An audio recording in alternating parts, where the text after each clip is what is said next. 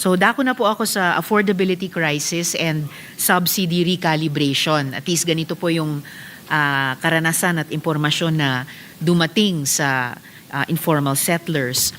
At particular, yung concern po dito, institutionalizing yung 1% target rate para sa Maralitang Tagalunsod. The Lapidario Medium Rise Project in Cavite, ito po ikinuwento sa amin ng Kilos Maralita. Yung Lapidario tragically demonstrates that the 3% interest rate disqualifies the intended urban poor beneficiaries. So, magko-commit po ba, Mr. Chair, ang DHSUD na agad mag-issue ng Joint Policy Circular kasama ng Pag-ibig para yung mga pangako ni dating Secretary Acuzar ay madedeliver pa rin. Kasi po, when the interest rate was at 1%, the beneficiaries reported that more than 700 people qualified for the project. But at a 3% interest rate, 159 of them only would qualify. And these people already looked for a parcel and a developer and already actually enrolled in the earlier 4PH program. And I would suppose that a similar highly concessional package would also be needed for families who are being involuntarily resettled from no-build zones at the edge of rivers and from government project right-of-way. So iba pang concern ito, Mr. Chair. So pwede po bang i-consider ni Secretary ang mga tao sa ganitong mga sirkumstansya? Una, yung pumasok sa programa at 1% interest rate, tapos nabalitaan nila 3% interest rate na po. And then pangalawa, yung mga tao na nasa no-build zones, nasa right-of-way, pero sa pilitan silang inililipat, Mr. Chair. The new secretary is committing to maintaining the 1% effective interest rate for 4PH projects. Ito ay quite innovative because this is subsidizing the demand side of the housing project. And 1% is actually reasonable, Mr. President. And during the public hearing, he also demonstrated the reforms that he plans to do in order to cover more families in the 4PH project. Dati ho kasi limited lang to middle income and the higher income families. But ngayon na pati mga informal sector ay mako-cover na rin, and the low income families. Yeah. I'll also get to that point, Mr. Chair, a little later kasi magiging very welcome development po yun sa mga informal settlers, mga Maralitang Tagalunsod na tinataas ng DHSUD yung target nila na mga kababayan nating magbebenepisyo dito sa ating housing programs. So, yung pong commitment ni Secretary na i-maintain yung 1% interest rate, posible bang mapaloob yon sa isang joint policy circular kasama ng Pag-ibig or aling key shelter agency dapat, Mr. Chair? Mr. President, sorry again for the delay. That's all right, Mr. Chair. The explanation to me is in order to maintain the 1% effective interest rate for 4PH, which is a subsidized rate, we need to assure the department that the corresponding subsidy that, of course, Congress and the Senate appropriates to them will be maintained. So, contingent yun kung ano yung budget na nakukuha nila.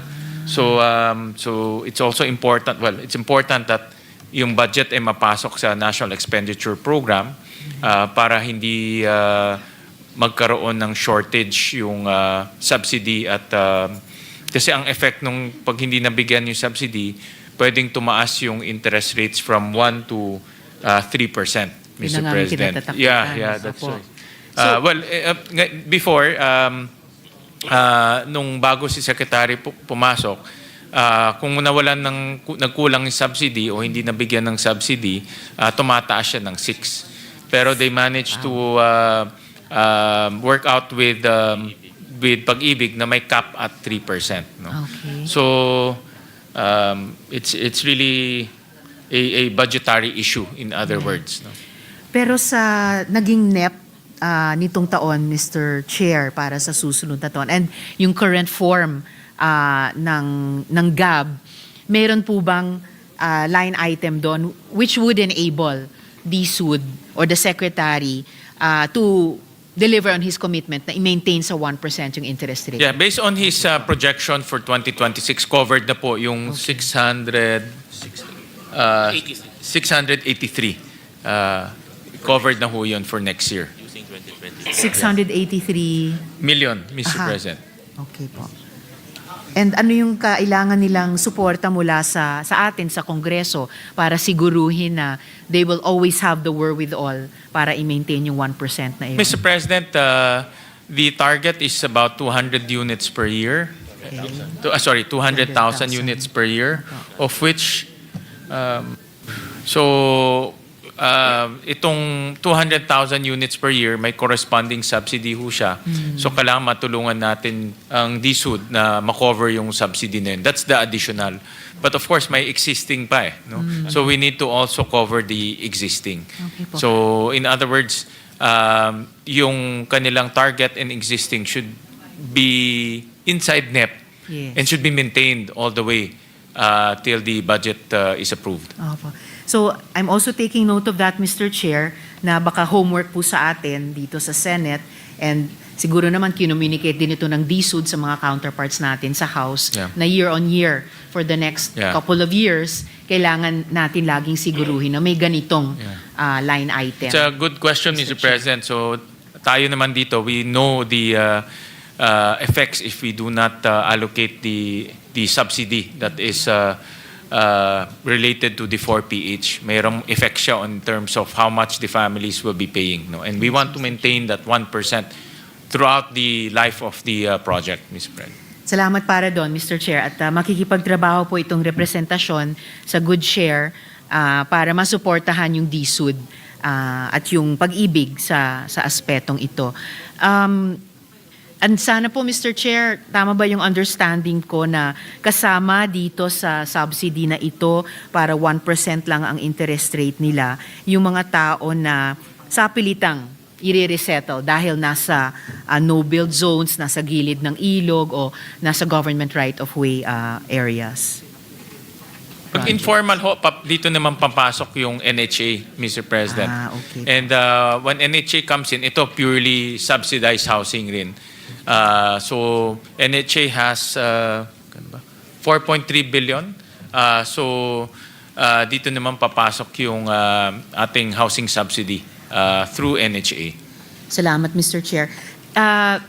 Just taking a step back momentarily, gusto ko lang i-bring sa attention ng DHSUD kaugnay nung water access na as of 3 months ago, the manager of San Fernando Water District told us that there is no water and no money for capital investments for the water supply for the San Fernando 4PH project. So sana kahit double check lang ulit ng DHSUD na real time yung sinabi nila kanina na may tubig na dun sa service area na yon, Mr. Chair. Referring, Mr. President, Senator Risa, to the Crystal Peak Estates, San Fernando, Pampanga. Yes, Mr. Chair. Yeah, according to Social Housing Finance, nag-move in na itong mga families and they validated na meron pong tubig na doon sa area na yon, doon sa community na yon. Alright, salamat po para doon, Mr. Chair. That things have indeed improved within a quarter of a year since. Okay po, Mr. Chair, dako na po ako sa utilizing escrow funds para sa resiliency at para sa building code reform. So the DHSUD has the mandate to utilize the balanced housing escrow funds to support socialized housing. However, CMP loan funds cannot be effectively used for strengthening existing houses without a technical framework. So meron po bang inherent power, Mr. Chair, ang DHSUD para agad pamunuan nila ang pag-develop ng isang annex to the National Building Code IRRs, specifically po para sa mga CMP sites, Mr. Chair? Mr. President, Senator Risa, they relaunched the CMP to what they call the ECMP, the Enhanced CMP, Community Mortgage Program. And the community can borrow to address, they can borrow to implement resiliency programs in their community.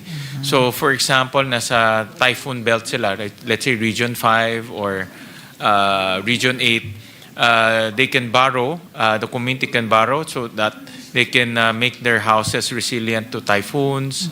They can retrofit their houses. So yung mga windows po, pwede nilang lagyan ng protection so that the community is resilient to typhoon. So meron na silang ganitong programa po. Okay, salamat Mr. Chair. So hindi na, tingin ng DSUD, hindi na ba nila kailangang magdagdag ng annex sa IRRs ng National Building Code para dun sa CMP sites? Mr. President, admittedly, the building code needs to be updated talaga. Actually, Mr. Chair, yung code mismo, hindi lang yung IRRs ng code. Yeah, Opo. talagang kailangan no i-update because it's not attuned to the times anymore. Walang any conversation there on resiliency, on mitigation, even on energy efficiency, wala hong ganun.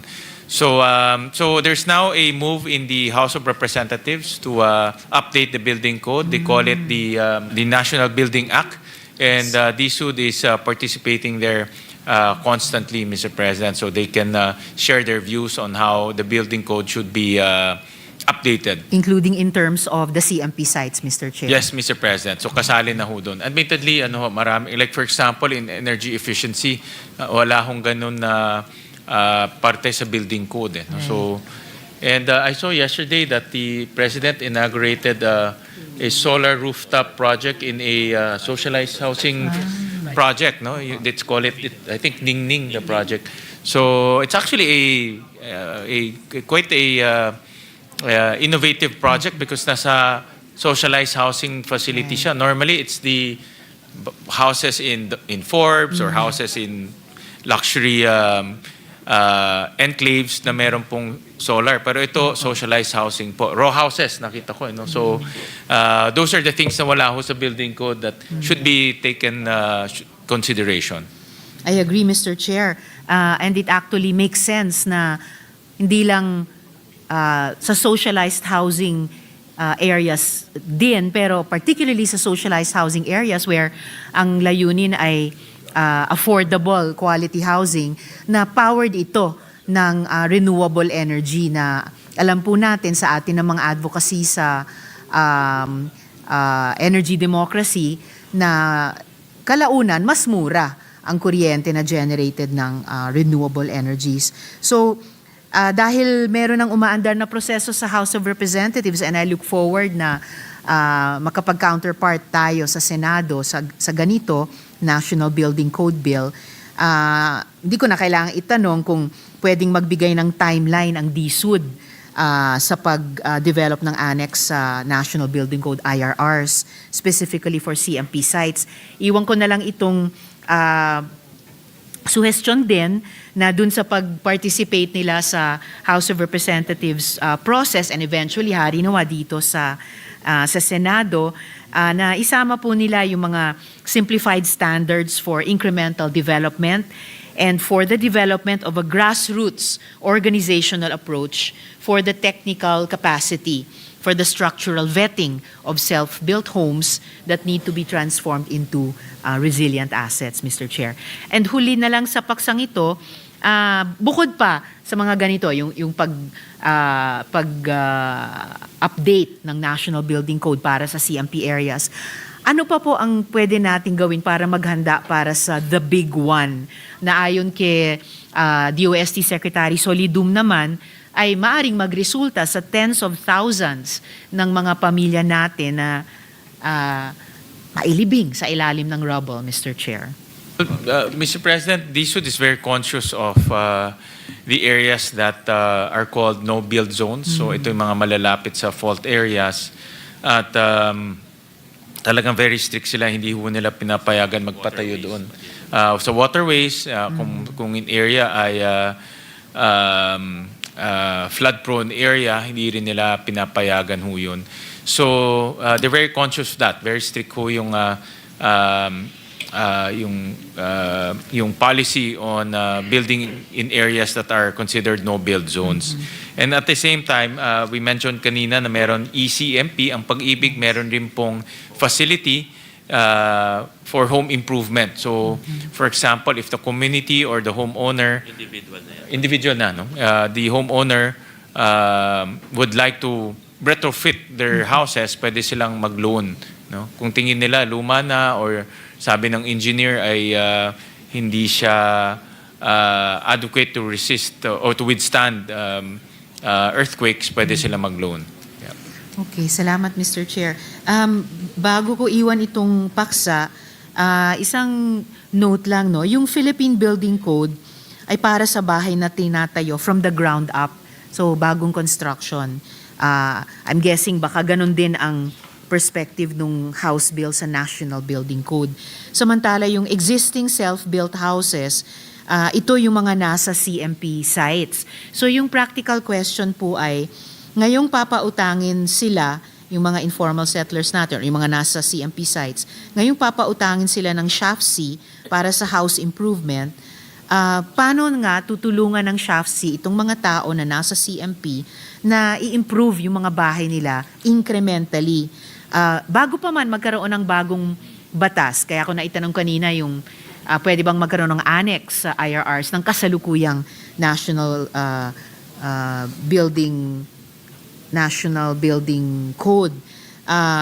So para sa kalaunan ay maging compliant, pati itong mga CMP households sa building code, Mr. Chair. Ang NHA po very strict when it comes to addressing resiliency. So yung kanilang mga units are certified by engineers and compliant with the building code. Doon po sa mga CMP na housing, they coordinate with the LGU in terms of the structural aspects of the houses. But ang recommendation ko nga ho sa SHAFC, magkaroon po ng parang technical assistance doon po sa mga communities. No? For example, they can do some inspection at sabihin sa community na itong bahay niyo kailangan i-retrofit natin para mas safe.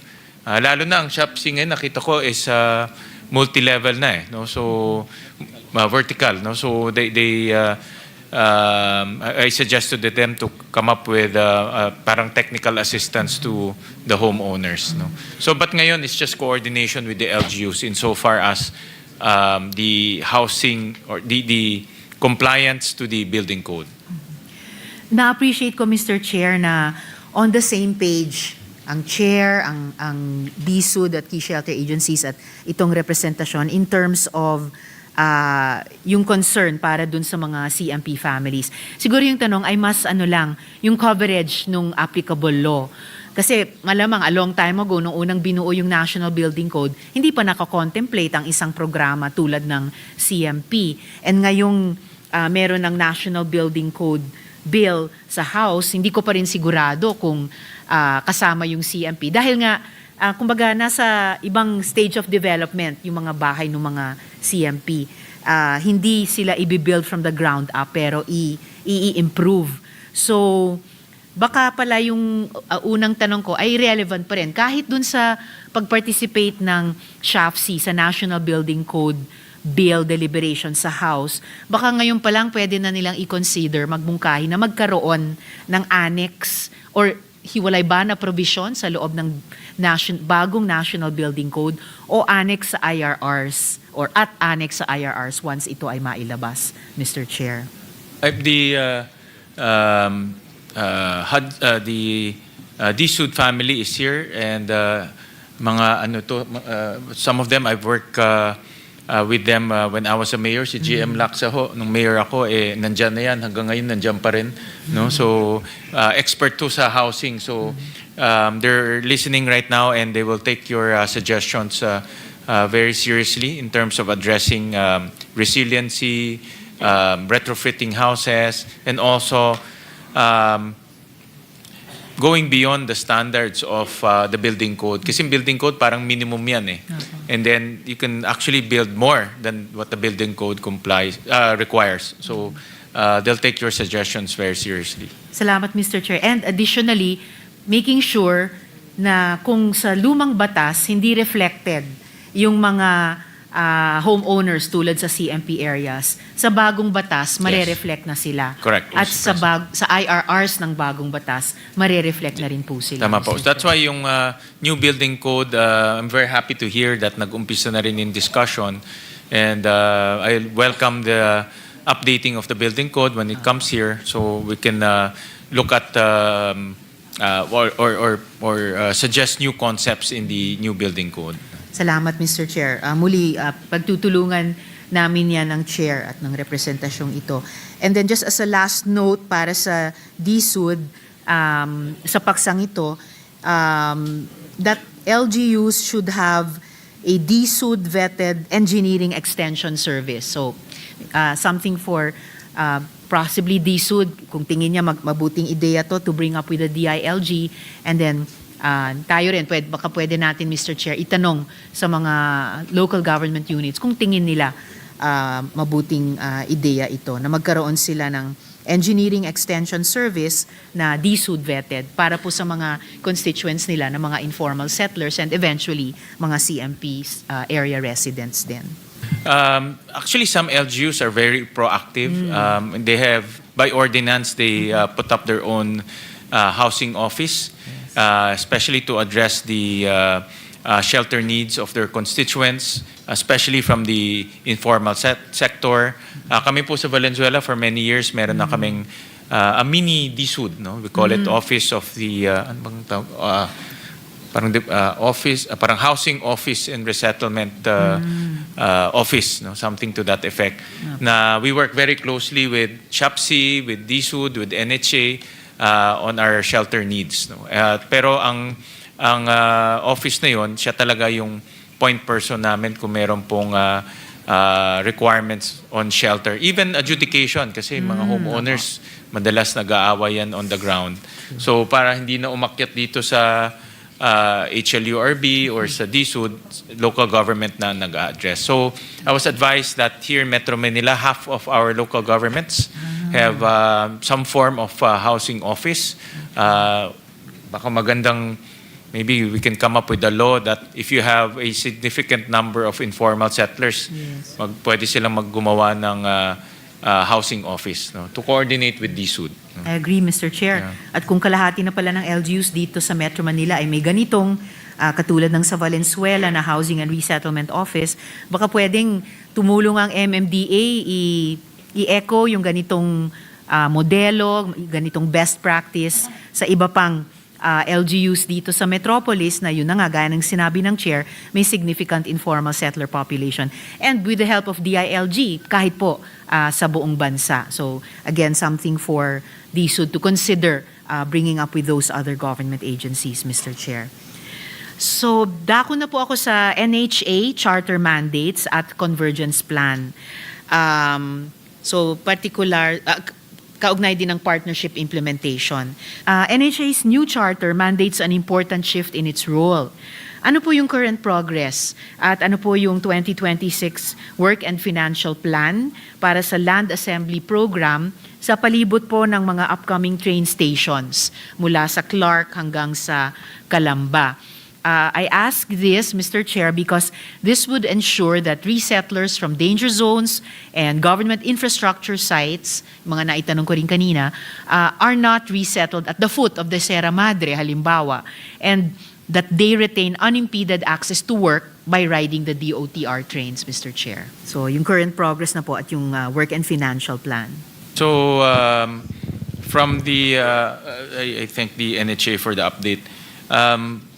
Meron ho ang NHA and DOTR isang MOA to implement the housing needs of the mga tatamaan po ng right of way, particularly the PNR North 2 project, North-South Commuter Railway project, Metro Manila Subway project, and South Long Haul project.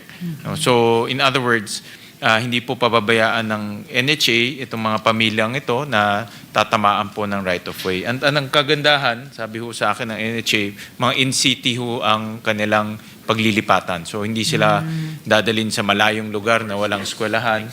Or the worst is they call it next city, no? Yung next LGU or adjacent LGU, no? Yan ho talaga ang actually resistance ng mga relocatees, yung i-relocate ho sila sa napakalayong lugar, walang eskwelahan, walang transportation, walang trabaho. Nandoon ho sila sa lugar dahil may trabaho in the first place, no? But if you will relocate them, madi-displace ho sila. So the NHA the NHA's target is to do in-city relocation. The worst is the next city or the next municipality. Salamat, Mr. Chair. Naku, sasabihin ko pa naman sana, implementation plan please, wag ng memorandum of agreement lang na naman. But sige, I'll step back a bit to that.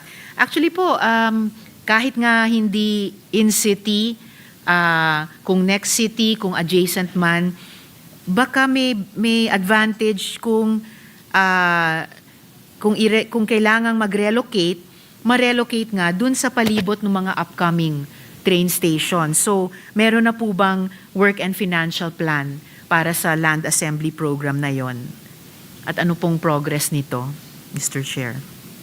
Mr. President, actually it's the DOTR ang humihingi ho sa kanila ng relocation site. So the Division of Labor is pag meron pong expropriation or right-of-way alignment, NHA, at my family doon sa alignment, it's the NHA that takes care of the looking for the property kung saan pwedeng lipatan at sila na rin po nagpapatayo. At maganda pong balita, talagang in-city po yung kanilang practice. Kasi I remember mga past relocation, dinadala sa malalayo no? Kaya yung mga pamilya bumabalik po doon sa original areas nila. So these are all ongoing projects, no? So even though memorandum of agreement, but it's really a more substantive arrangement between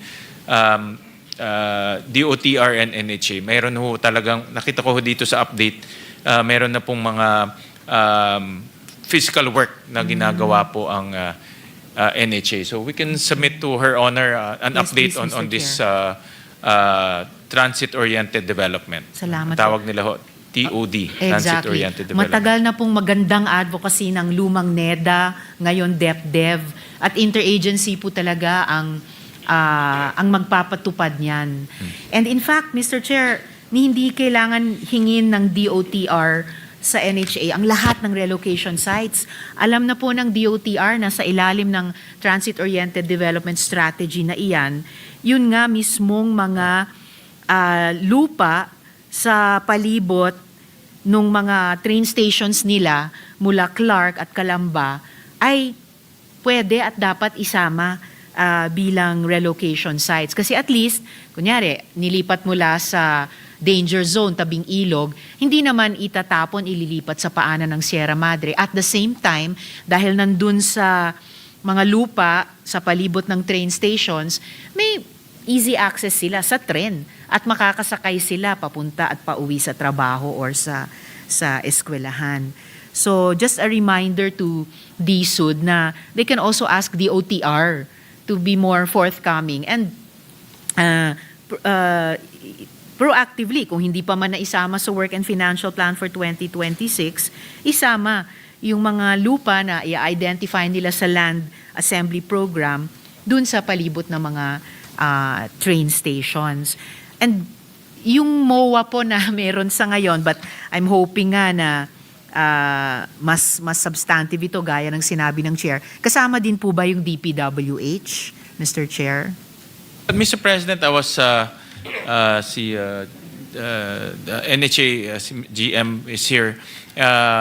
Apparently, because it's a DOTR project, so sila yung nagpo-provide ng housing funds to NHA for the relocation of those affected families. So, ang source ng funds ay galing po sa DOTR. No? So, yun po yung kanilang partnership. So, aside from the physical division, it's also the funding division. Yeah. And of course, I can imagine, very well appreciated po yan ng DSUD on the part of the OTR at tayo rin ng mga housing advocates. We certainly are glad na ginagastos yung pondo in that way.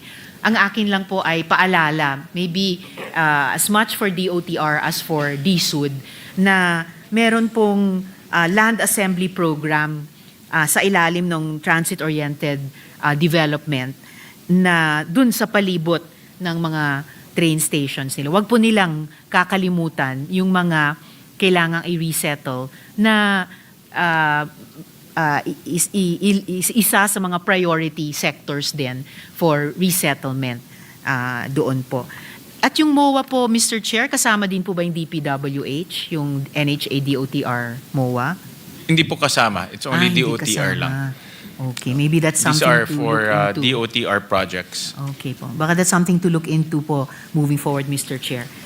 So huli po sa NHA updates, meron na po bang IRR para sa mandated NHA loan condonation? At meron na po bang LGU NHA partnership framework na dinedevelop sa settlement site upgrading tulad ng kino-contemplate po ng bagong charter ng NHA, Mr. Chair? Kasi when I was a mayor kasi very active ho kami sa housing and shelter in Valenzuela, kaya I can sympathize with NHA. Sabi ko, very challenging ho talaga ang housing and shelter, lalo na sa urban areas. So meron ho silang condonation program, and meron na silang 7 na condonation program, and ang nag-apply na po ay 35,000 out of the 156 potential availees. So yun po yung nag-apply, and the condoned amounts is about 562 million. So malaki-laki rin po. At may IRRs na siguro po itong loan condonation ng NHA. Yes. Yeah, meron na po. Okay. Salamat, Mr. Chair. Sorry, Mr. President. Yes, Apparently, wala ng IRR because it's embedded in their charter na raw. No? So it's self-executory yung condonation. That's the way I understand it. I see. But they're implementing it. There's already meron na pong 7 condonation programs, no? Amounting to 562 million pesos. Okay po, sir. So, NHA has an existing loan condonation program. Pero, konti lang ng mga eligible ang sumali so far. Bakit Yes, po kaya, konti lang Mr. nga. Chair? But Opo, this is, parang 20% lang ba This is eligible? 20%? Opo. 20%. Bakit kaya? I mean, sinong hindi gugustuhin na makondo ng utang? So, may problema po ba? May limitasyon ba? How can we improve it, Mr. Chair? Well, ang sagot po sa akin, because of the typhoon, because of the effects of typhoon, so I think hindi ho lang naasikaso.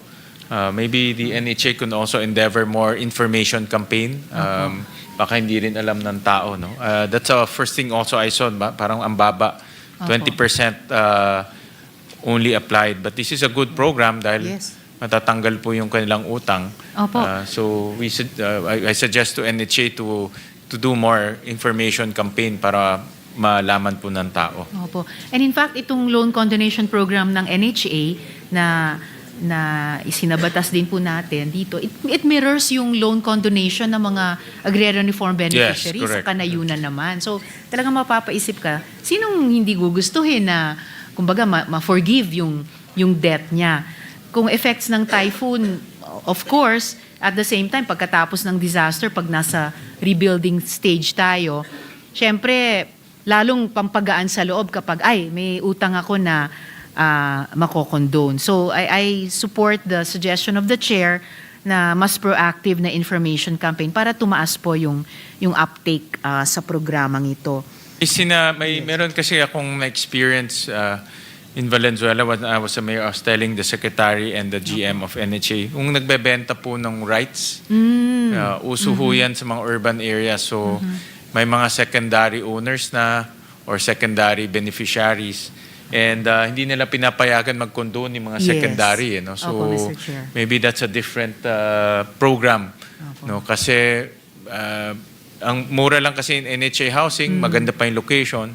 So the original beneficiaries normally na bebenta ho nila yung, they call it rights. No? Right. At in secondary beneficiary, hindi naman papayagan ng NHA to condone. Pero sila na yung physically nandun sa area. So maybe I think I suggested to NHA to look at that angle also. Yes.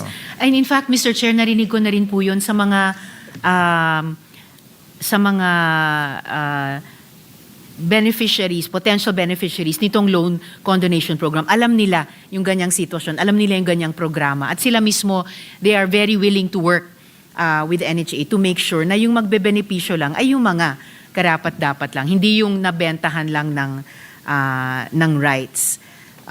And kaya rin siguro because of these issues, Mr. Chair, kaya nga baka kailangan ng bagong IRR para sa loan condonation program.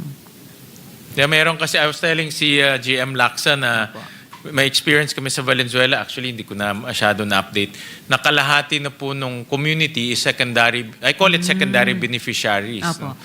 So, but hindi ho sila rin recognize ng SHAPC, but sila na nakatira doon and willing naman sila magbayad. So, I think they should, they call it substitution. No? They should address that issue also. NHA should also address that dahil willing naman po magbayad yung pangalawang lumipat. Opo. Yeah. So baka hindi sila pasok sa loan condonation program, Yes. baka ibang program. Ibang program. Opo, Oo. na maaring didisenyo pa ng key shelter agencies natin. And again, that's why baka kailangan ng bagong IRRs para to take cognizance of kung paano nag-evolve yung situation on the ground at yung participation ng mga beneficiaries sa iba't ibang programa natin, Mr. The Chair. NHA will be looking at that also. Salamat po para doon, Mr. Chair.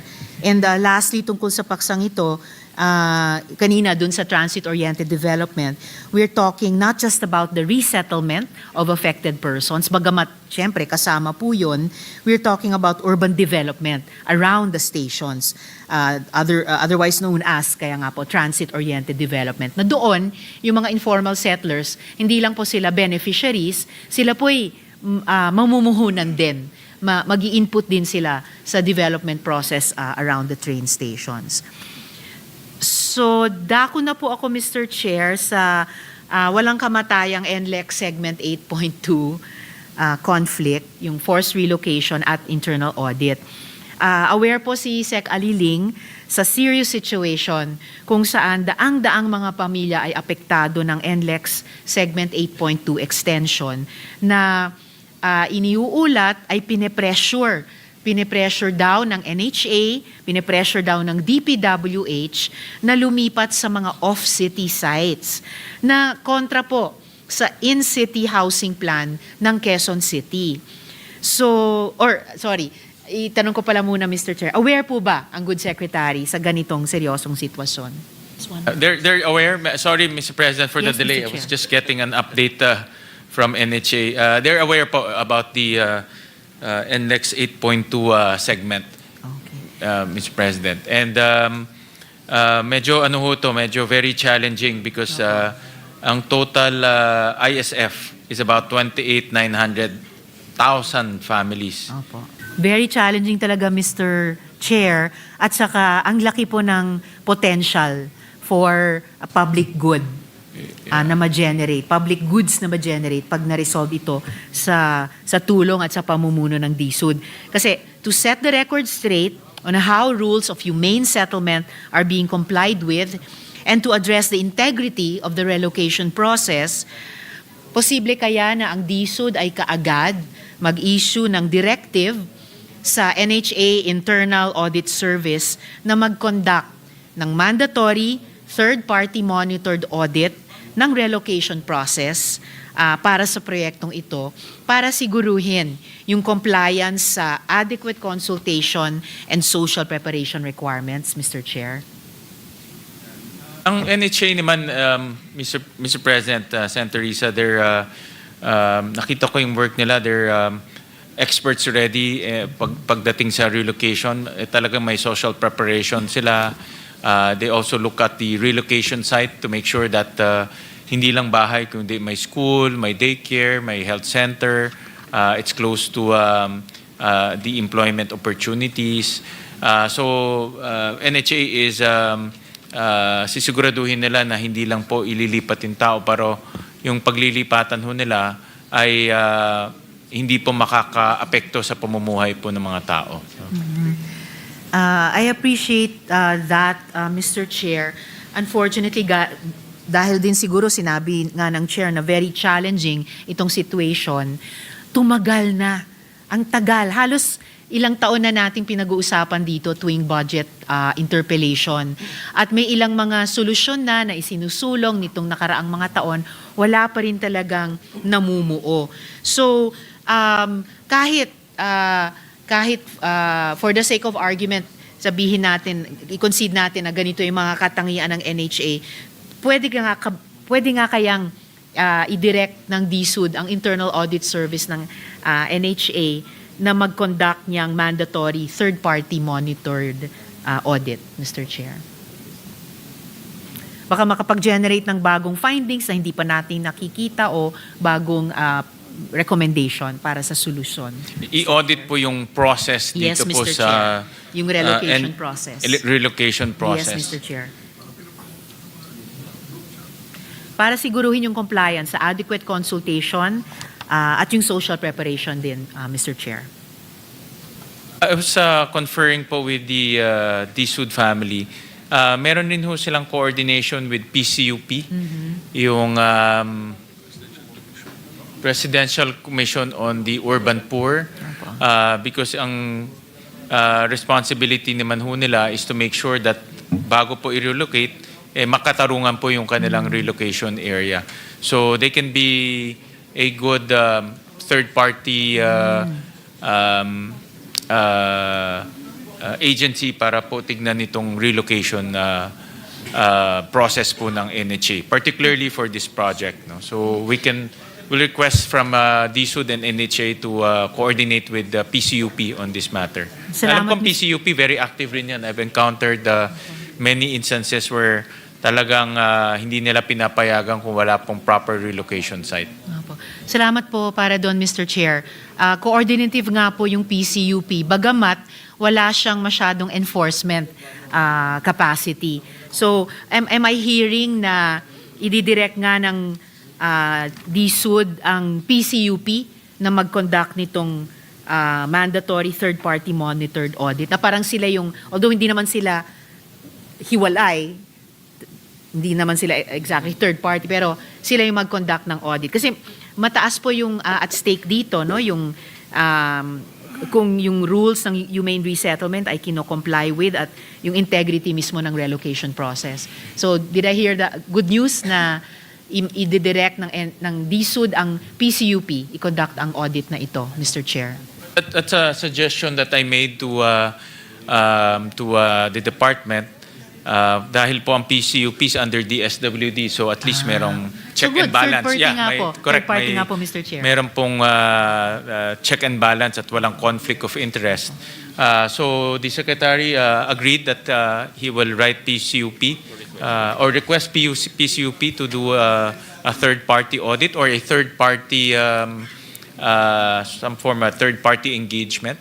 And they will also consult with PCUP on that process to make sure that they are compliant. No? Maraming salamat para doon, Mr. Chair, at sa good secretary.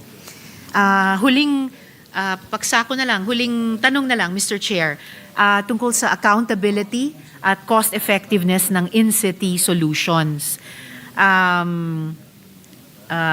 Senator Risa, just yes, Mr. Chair. very quick lang. No? I'm looking at the mandate of PCUP. Saan yung plan? One of their functions is to plan and monitor programs and projects for the development of urban poor communities in coordination with the agencies involved. No? So, pwede itong maging parang third-party auditor or third-party monitoring body dito sa project na ito. Maraming salamat, Mr. Chair. So, swak na swak, pati sa mandate ng PCUP ito. Thank you so much for that. So, huling tanong ko na lang po, tungkol sa Quezon City Partnership at yun na nga, cost effectiveness ng in-city resettlement. So Quezon City, being the primary LGU responsible for its constituencies' shelter, has a long-standing proposal for an in-city resettlement partnership, offering cost-effective solutions like 800 peso monthly rental options to prevent job loss when people are displaced.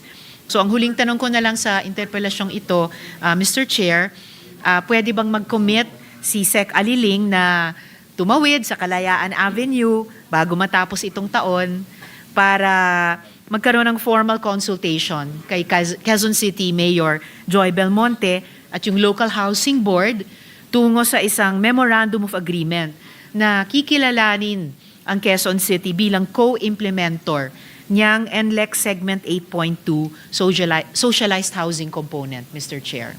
So maganda naman po ang relationship ni Secretary Aliling kay Mayor Joy Belmonte, and yung Quezon City and DHSUD have good working relationship. So in fact, meron ho silang 4 na public rental housing projects in QC.